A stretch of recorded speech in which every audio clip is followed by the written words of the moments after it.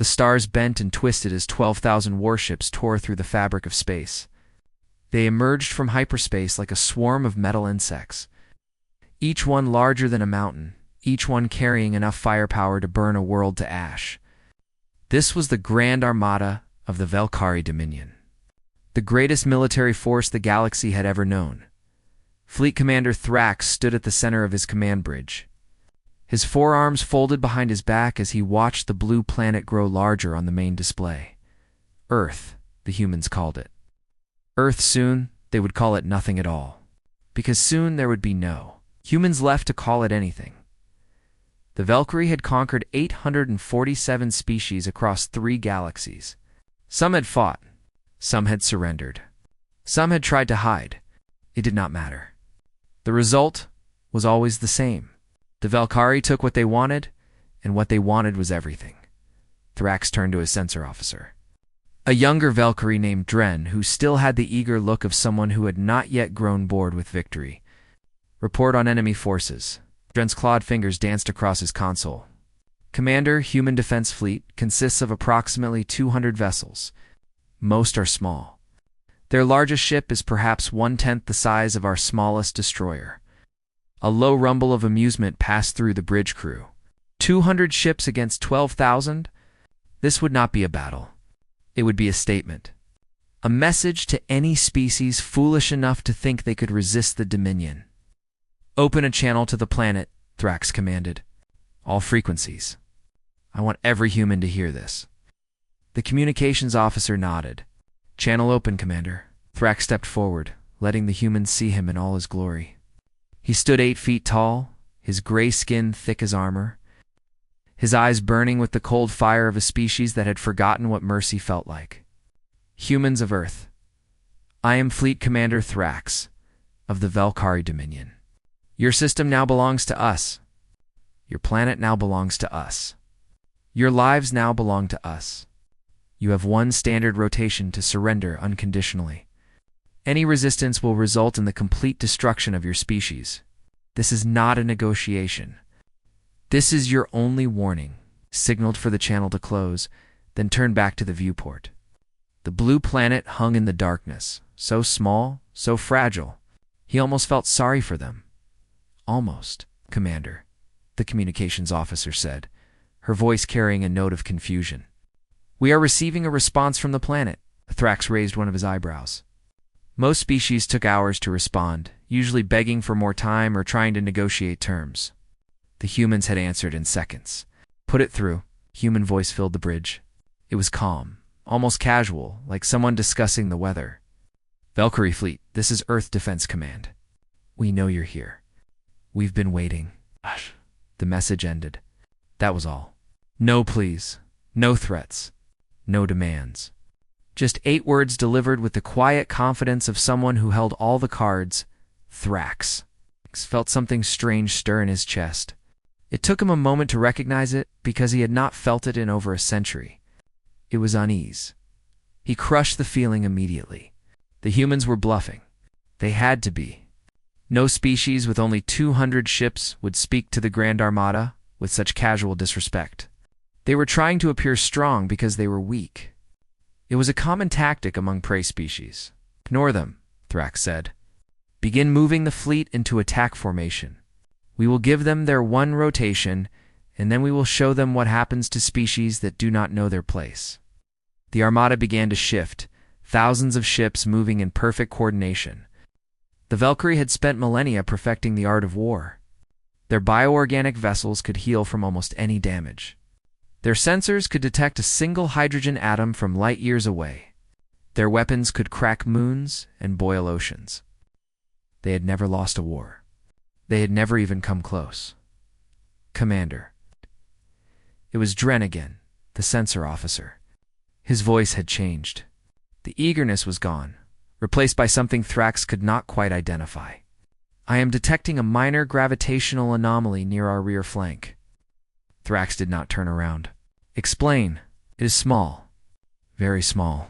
Consistent with stellar debris or perhaps a rogue asteroid. But the readings are ... unusual. The mass signature keeps fluctuating. Is it a threat? Dren hesitated. No, Commander. Our analysis indicates it is simply debris. I have logged it for the record. Then why are you wasting my time with it? Dren had no answer. He returned to his console, and the anomaly was forgotten. Hours passed. The Armada settled into position. A wall of metal and fire surrounding the tiny human system. Thrax retired to his quarters to review the battle plans, though there was hardly anything to review. This would be the easiest conquest in Dominion history. He was studying a map of human population centers when his door chimed. It was Subcommander Errol, his second-in-command. She was old for a Velkari. Her scales faded to a pale silver, but her mind was still sharp as a blade. Commander, there is a situation. Thrax set down his tablet. Errol was not one to use words carelessly. If she said there was a situation, there was a situation. Speak. The Void Fang has stopped transmitting. Engine trouble. No, Commander. The ship has simply ... stopped. Its beacon went dark approximately 15 minutes ago. We have attempted contact on all frequencies. There is no response. Thrax felt that strange unease again, stronger this time. The Void Fang was a destroyer at the edge of the fleet formation. It carried a crew of 3,000. Ships did not simply stop transmitting. Send a scout wing to investigate. Irel nodded. Already done, Commander. They are en route now. Thrax stood and walked to his personal viewport. The stars stared back at him, cold and uncaring. Somewhere out there, the Void Fang floated in silence. Probably just a technical malfunction. The bioorganic systems occasionally developed quirks. It was nothing to worry about. But as he stared into the darkness, Thrax could not shake the feeling that something was staring back. The scout wing would find the Void Fang. They would discover some mundane explanation for the communication failure. Everything would return to normal, and the conquest would proceed as planned. That was what Thrax told himself. Deep down, in a part of his mind he refused to acknowledge. He knew he was wrong. Something was out there. Something they could not see. And it was only the beginning. The scout wing found nothing. Thrax read the report 3 times, certain he was missing something. The coordinates where the Void Fang should have been held only empty space. No wreckage. No debris field. No escape pods. No bodies. No residual energy signatures from weapons, fire, or engine failure. The ship and its 3,000 crew members had simply ceased to exist. This is impossible, Thrax said, throwing the tablet across his ready room. It shattered against the wall. Ships do not simply vanish. Subcommander Errol stood quietly by the door, watching him with those ancient silver eyes. And yet, Commander, it has vanished. Our scouts swept the entire area. They found nothing. Not even dust. The humans. They must have some weapon we did not know about. Perhaps. But our sensors detected no weapons fire. No energy discharge of any kind. The Void Fang was there, and then it was not. Thrax began pacing. His mind raced through possibilities, discarding each one as quickly as it arose. Sabotage. Impossible. Velkari loyalty was genetic. They were literally incapable of betraying the Dominion. Self-destruction? The Void Fang's captain had no reason to destroy his own ship. Equipment failure? Their bioorganic vessels had backup systems for their backup systems. They did not fail. Order a communications blackout across the fleet, Thrax finally said, and tighten the formation. I want every ship within visual range of at least 2 others. Whatever happened to the Void Fang will not happen again. Errol bowed her head. At once, Commander? She left, and Thrax stood alone with his thoughts. The unease he had felt earlier had grown into something else, something he refused to name. He was a fleet commander of the Velkari Dominion. He had burned worlds and crushed armies. He did not feel fear, but as the hours passed, fear began to feel him. 6 hours after the Void Fang disappeared, the Iron Talon went silent. Then the Crimson Dawn, then the World Breaker, and the Star Crusher, and the Endless Night. 11 ships in total, scattered across the formation, each one vanishing without warning or explanation. Thrax gathered his senior officers in the main war room. Their faces were grim, their confidence shaken. These were warriors who had never known defeat, and they did not know how to process what was happening. "Report," Thrax demanded. "Tell me we have found something." Senior Scientist Keth stepped forward. She was small for a Valkyrie, her scales a deep blue that marked her as a thinker rather than a fighter. "Commander, I've analyzed every piece of data from the disappearances. I have found no pattern in the ship types or locations. But I have found one consistency." She activated a holographic display. It showed the fleet formation with the missing ships marked in red. "The disappearances are not random. Watch." She pressed a button, and the display animated, showing the order in which the ships had vanished. The red dots formed a spiral, starting at the outer edge of the fleet and curving slowly inward. "Something is moving through our formation," Keth said. "Something we cannot detect, and it is circling toward the center, toward us." The room fell silent. Thrax stared at the spiral, his four hands clenched into fists. "That is impossible," one of the captains said. "Our sensors can detect a single atom from light years away. Nothing can hide from us." "And yet something has," Ero replied. "Unless we believe our ships are destroying themselves." Another captain spoke up, his voice rising with barely controlled panic. "The humans must have some kind of cloaking technology. Some way to hide their ships from our sensors." Thrax turned on him. "No species has ever developed true invisibility. It violates the fundamental laws of physics. Any object that exists must interact with the universe around it. It must reflect light. It must emit heat. It must displace particles. There is no such thing as a ship that cannot be detected." "Then how do you explain what is happening, Commander?" Thrax had no answer. For the first time in his long life, he faced a problem he could not solve. An enemy he could not see. A threat he could not understand. "We will increase power to all sensors," he said finally. "Every ship will perform continuous sweeps in every direction. We will find whatever is doing this, and we will destroy it." The officers dispersed to carry out his orders. Thrax remained in the war room, staring at the spiral on the display. It was tightening. Whatever was out there was getting closer. Over the next few hours, the fleet tried everything. They flooded the area with sensor probes. They deployed detection grids. They even fired random shots into empty space, hoping to hit something invisible. Nothing worked. Ships continued to vanish. 20, then 50. Then 100. Fear spread through the fleet like a disease. The Valkyrie were a proud species, bred for conquest and dominion. They had evolved beyond petty emotions like terror. Or so they believed. Now, as their comrades disappeared one by one into the void, they discovered that fear had never left them. It had only been sleeping, waiting for something to wake it up. Thrax was on the command bridge when the next wave hit. 37 ships vanished simultaneously, including 2 of his dreadnoughts. The bridge crew watched their screens in stunned silence as the icons simply blinked out of existence. Commander Dren whispered, his voice hollow. "I am detecting hyperspace signatures across the fleet. Ships are attempting to jump. Stop them," Thrax commanded. "No one leaves without my order. I cannot stop them, Commander." "The ships are not jumping." Dren looked up, his face pale with terror. "Their hyperdrives are activating, but the ships are not moving. Something is touching them. Something is interfering with the drives." Thrax watched as, one by one, the hyperspace signatures across the fleet flickered and died. Their escape route was gone. Whatever was hunting them had just closed the trap.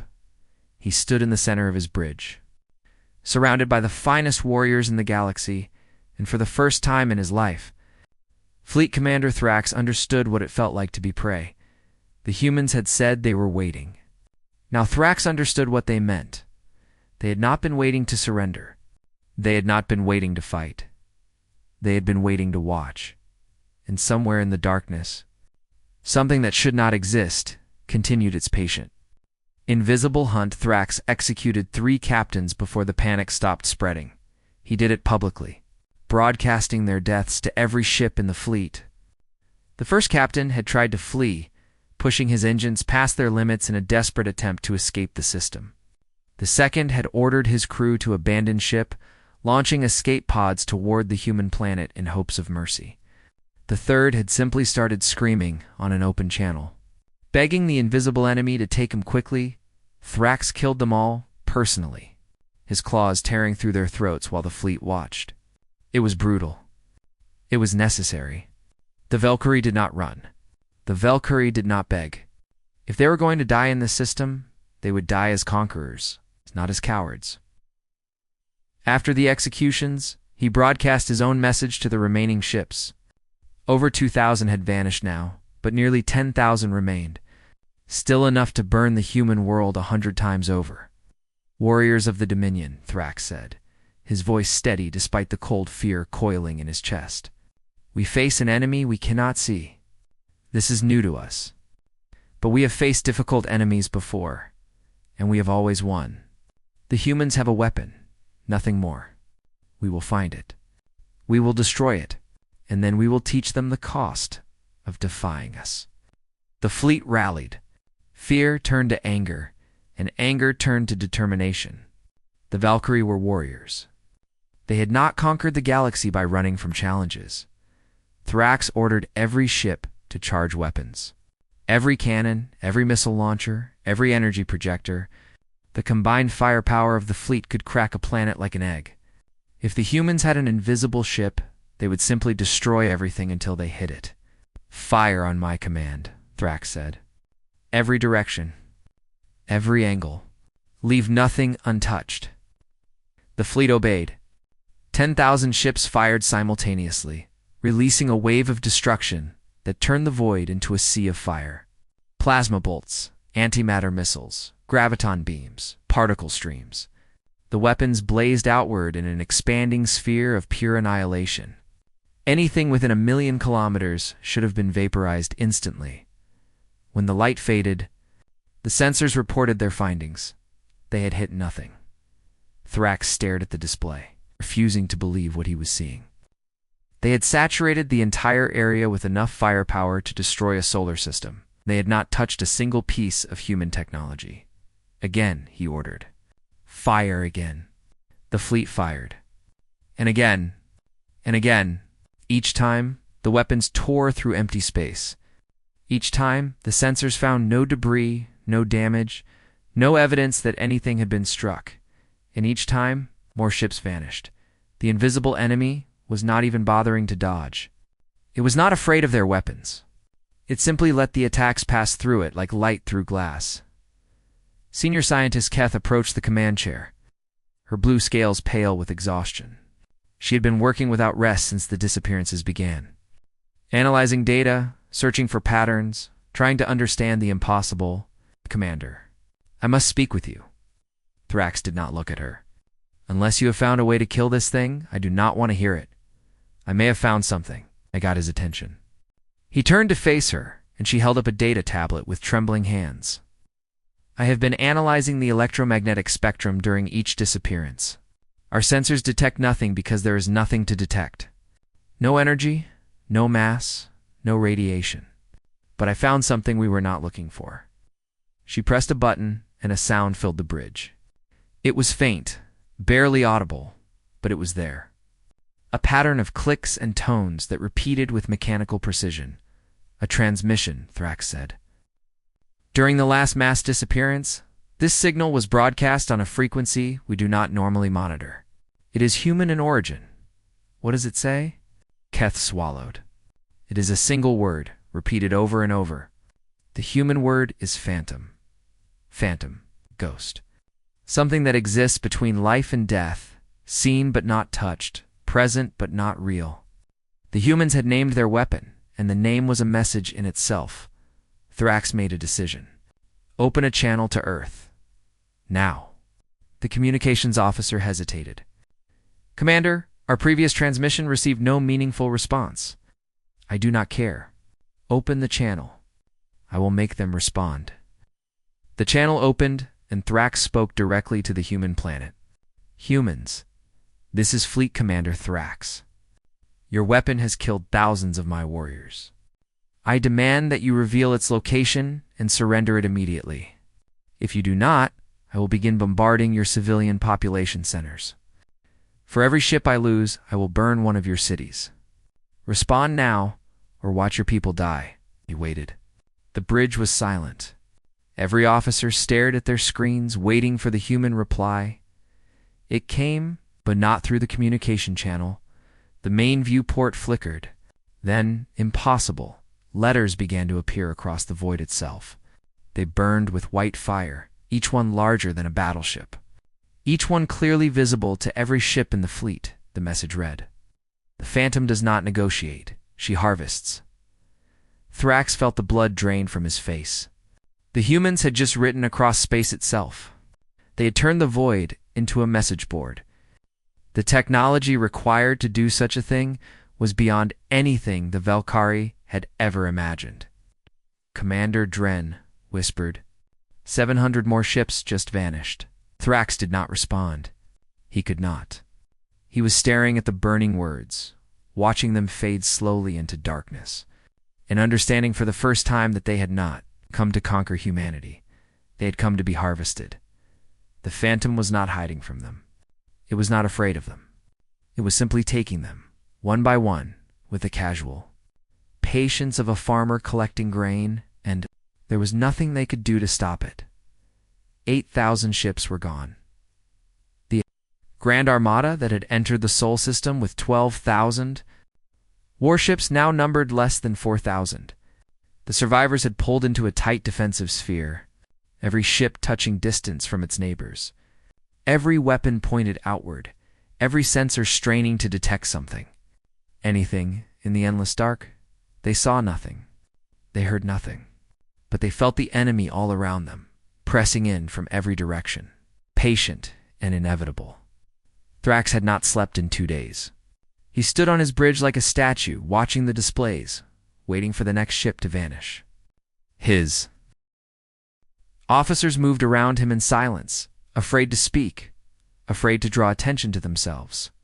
The command bridge of the eternal subjugation had become a tomb where everyone was simply waiting to die. Then something changed. "Commander?" Dren's voice cracked as he spoke. "I am detecting something." At the center of our formation, Thrax turned slowly. "Explain." There is a ship. It just appeared. It was not there, and now it is." Every officer on the bridge looked up. On the main display at the exact center of the defensive sphere, surrounded by thousands of Valkyrie warships, a single vessel hung in space. It was small, no larger than a shuttle. Its hull was black, so black that it seemed to absorb the starlight around it. It had no visible weapons, no engines, no markings. It simply existed, motionless, silent, impossible. "That cannot be there, Subcommander," Earl said. "This sphere is solid. Every ship overlapping sensors with its neighbors. Nothing could pass through without detection." "And yet it did," Thrax replied. "Or perhaps it was always there. Perhaps it has been with us since the beginning." He stared at the black ship, and he knew with absolute certainty that he was looking at death itself. "All ships," he commanded. "Target that vessel. Fire everything." The fleet obeyed. 4,000 ships turned their weapons inward. The firepower that had failed to touch anything in the void now focused on a single point. Enough energy to crack a planet converged on the small black ship. The ship did not move. The weapons reached it. Plasma bolts, antimatter warheads, graviton beams, everything the Valkyrie could throw. They struck the black hole and passed through. The ship was there, and then it was not. The weapons hit empty space. Then the ship was there again, in the exact same position, completely untouched. "Impossible," someone whispered. "Fire again," Thrax ordered. They fired. Again, the ship vanished at the moment of impact. Again, it reappeared, unchanged. "Sensors," Dren said, his voice barely above a whisper. "Sensors are showing that the ship exists in multiple locations simultaneously. It is here, but it is also ... elsewhere. Many elsewheres. I do not understand what I am seeing." Thrax understood. He did not want to, but he did. The black ship was not dodging their attacks. It was not shielding itself. It was simply not entirely present in their reality. It existed partially in their universe and partially somewhere else. Somewhere their weapons could not reach. A voice filled the bridge. It came from nowhere and everywhere, calm and clear and utterly human. Fleet Commander Thrax, my name is Captain Alina Vance. I command the U.S. Phantom. Please stop shooting. You are wasting your energy and I would like to have a conversation. Thrax signaled for the fleet to cease fire. There was no point in continuing. He had seen enough to know that their weapons were useless. Speak, he said. Tell me what you are. The human woman's voice carried something that might have been amusement. I represent the Earth Defense Initiative. 200 years ago, humanity detected signals from your dominion. We learned that you had conquered hundreds of species. We learned that you would eventually come for us. So we prepared. Your preparation was to build one ship. One ship was all we needed. You see, Commander, when we realized that we could never match your numbers, we stopped trying to fight in your dimension. We started looking for others. Thrax felt cold spread through his body. Others? The universe is larger than you know. Reality is not a single thread. It is a tapestry, with countless layers existing alongside each other. Most species never discover this. They fight their wars in 3 dimensions, never realizing that there are infinite dimensions available to those who know how to reach them. You're saying you can travel between realities? More than that, we can exist between them. The Phantom does not fly through space, Commander. She swims through the gaps in existence itself. Your sensors cannot detect her because she is only partially in your reality at any given moment. Your weapons cannot touch her because they exist in only one dimension, and she exists in all of them. Thrax looked at the black ship on his display. It seemed to shimmer now, as if it was struggling to maintain its presence in the visible world. The ships you took, he said. My warriors. What did you do to them? They are alive. All of them. Your ships have been displaced, scattered across parallel realities. Different timelines, different dimensions, different versions of this universe. They are confused and frightened, but they are unharmed. You did not destroy them? No, Commander. That is not who we are. Humanity does not kill when we can simply ... relocate. Thrax tried to process what he was hearing. The humans had developed technology that allowed them to move between dimensions. They could remove objects from reality itself. They could hide in places that did not exist.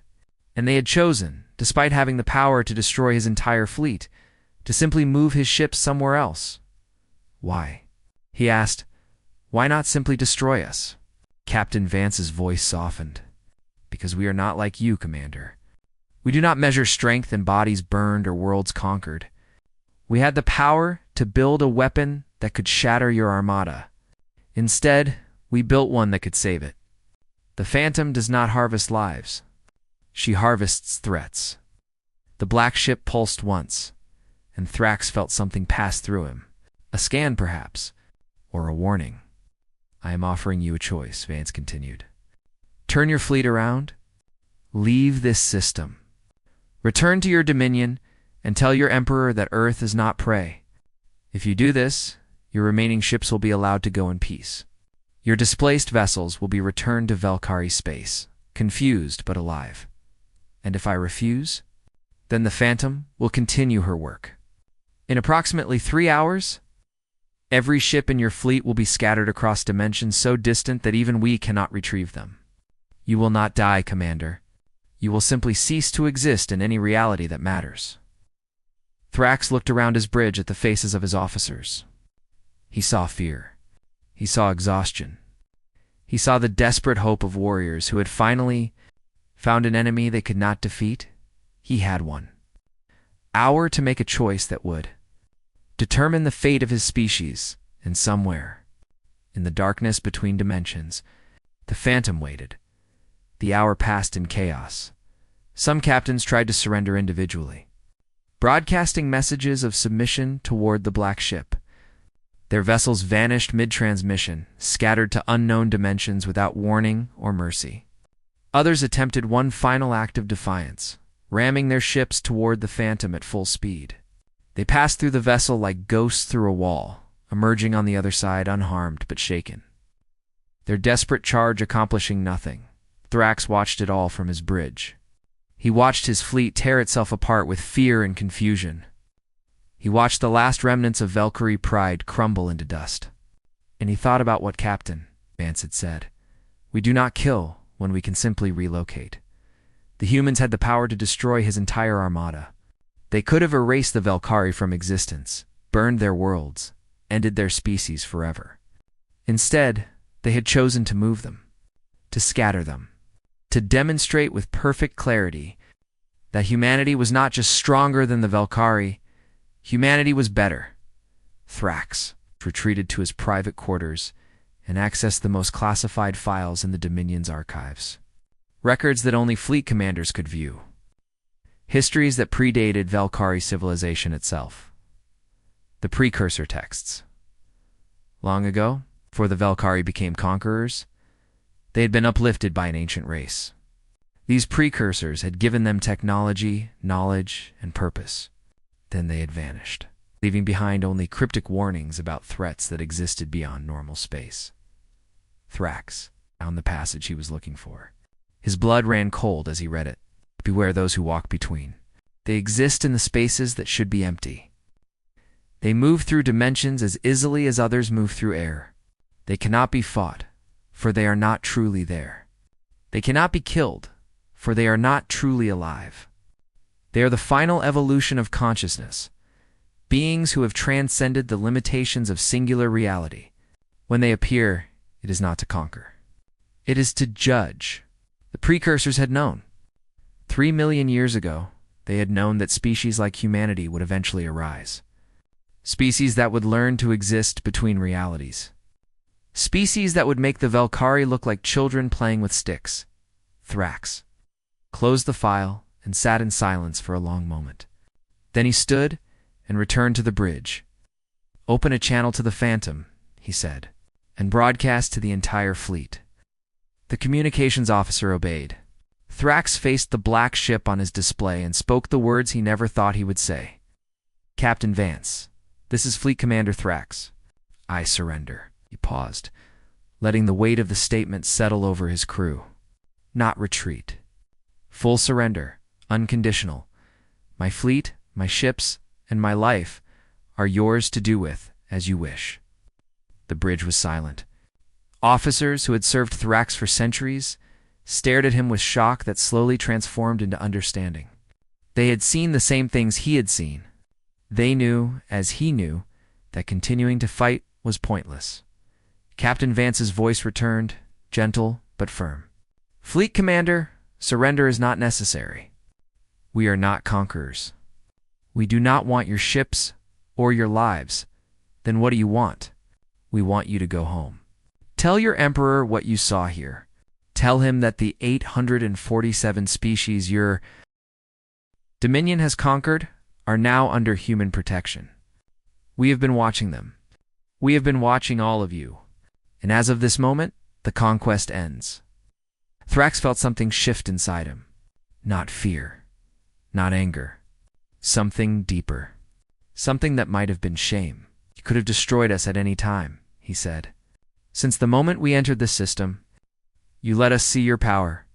You let us feel our helplessness. Why? Because destruction teaches nothing. Fear fades. But you will remember this day forever, Commander. You will remember what it felt like to face an enemy you could not see, could not fight, could not understand.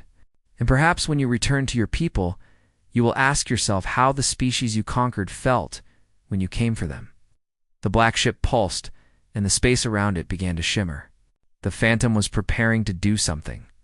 Thrax watched, helpless, as reality itself seemed to bend around the small vessel. Then, impossibly, the ship began to grow. Or rather, it began to reveal itself. What Thrax had seen was only a fraction of the Phantom's true form. As the dimensional barriers fell away, he glimpsed what lay beneath. The ship was not small. It was infinite. Dimensions folded into dimensions. Spaces that should not exist, containing entire worlds of impossible geometry. The Phantom was not a vessel. It was a civilization, a species, a way of existing that made the Velkari's bioorganic technology look like stone tools. For one brief moment, Thrax saw humanity as they truly were. Not a young species struggling to survive in a hostile galaxy. Not prey waiting to be conquered. Something else entirely. Something that had transcended the limitations of flesh and reality and time itself. Then the vision faded, and the Phantom was just a small black ship again. "We are returning your fleet," Captain Vance said. "All of it. The ships we displaced will reappear in Valkyrie space within the hour. Your warriors will be confused, but they will be alive. Consider it a gift." "A gift?" Thrax asked. "A reminder. Humanity could have ended your dominion today. We chose mercy instead. We always choose mercy when it is possible. But, Commander, understand this. Mercy is not weakness. It is restraint, and restraint can always be lifted."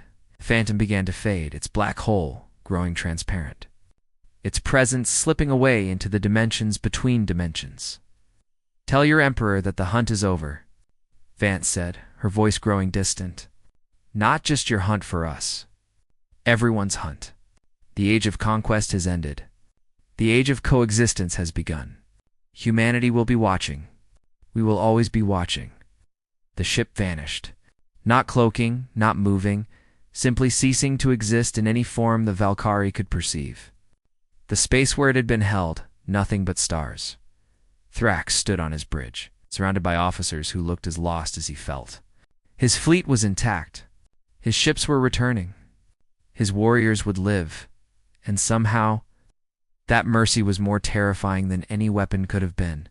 He opened a channel to the Dominion homeworld. The Emperor would need to hear this. The entire species would need to hear this. Everything they believed about power and conquest and strength had just been proven wrong. "This is Fleet Commander Thrax," he said. "I have a message for the Emperor. The humans are not prey. They never were. They are something else. Something we do not have a word for. And they have been watching us for a very, very long time." He paused, choosing his next words carefully. "The war is over. Not because we won, and not because we lost. The war is over because they never needed to fight it. They only needed to show us what they could do. And now that we know, we will never forget." Behind him, the stars burned cold and eternal. Somewhere among them, in the spaces between realities, humanity waited. Not as conquerors, not as predators, but as guardians, as judges, as something new. The Valkyrie Dominion had come to Sol with 12,000 ships, expecting to add another conquered species to their empire. They left with 3,400 ships and a truth that would change their civilization forever. Humanity had never needed a fleet. They only ever needed one ship, and one ship was enough.